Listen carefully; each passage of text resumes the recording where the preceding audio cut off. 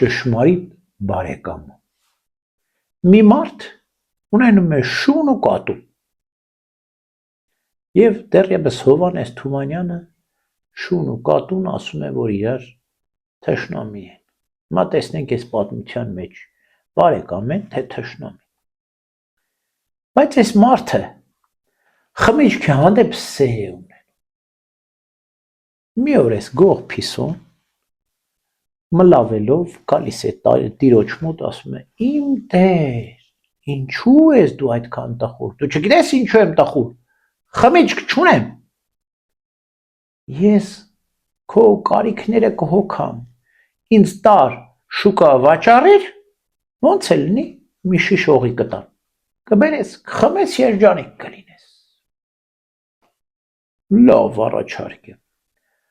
Փիսոյին դնում է պայուսակը, տանում է շուկայում վաճառում է, մի շիշ օղի է գնում, ուրախ գալիս է տուն, բացում է օղին, ուզում է խմել, հենց այդ պահին շունը հարձակվում է վրան, սկսում է հաչել։ Ես չեմ ասել չխմես, քեզ վտանգավոր է, կմեռնես։ Ու երբ որ շունը հաչում է այս մարդու վրա, այդ շիշ օղին ընկնում է ձեռքից կոտրվում է։ Իսկ այս մարդը շատ է բարկանում։ Հայտը վերցնում է, սկսում է շանը ծեծել, անպետք, դու էլ իմ ծառան ես, դու էլ իմ շունն ես, իմ սիրելի օղին կոտրեցիր։ Այդ պահին գող Փիսոն մլավելով մտնում է տուն և սկսում է. «Ինչ է պատահել քեզ, իմ սիրելի տեր, ինչու ես կրկին տխուր»։ «Ինչպես տխուր չլինեմ, այս շունը կոտրեց իմ մի շիշ թանկարժեք օղին, որ քեզ վաճառելով գնեցի։ Մի տխրիր, իմ սիրասուն տեր, կրկին ինձ տար շուկա, վաճառիր, ես էլ կփախչեմ, կգամ քո մոտ»։ Եվ այսպես տերը վերցնում է կատվին, տանում է շուկա վաճառում է և մի շիշ օղին վերցնում է ձեռքին, ուրախ գալիս է տուն, բացում է, ուզում է խմել, այդ պահին շունը ավելի ահավոր ձևով հարձակվում է տիրոջ վրա, սկսում հաչել այնպես, որ կոտրվում է և տերը շատ է բարկանում։ Փայտը վերցնում է այս անգամ, ասում է քեզ կսատկացնեմ, դու երկրորդ անգամ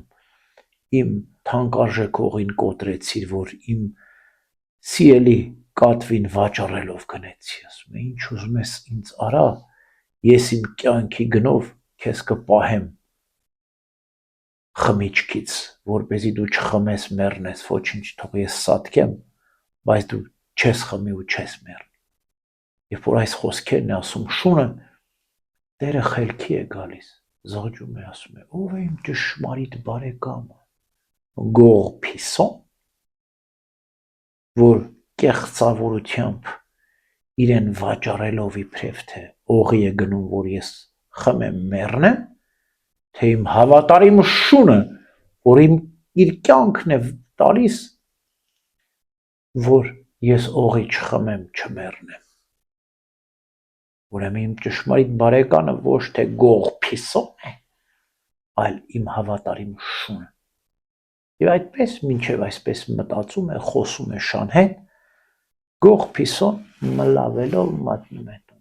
Ինչու ես տխուր, իմ ճշմարիտ բարեկամ։ Տխուր չեմ,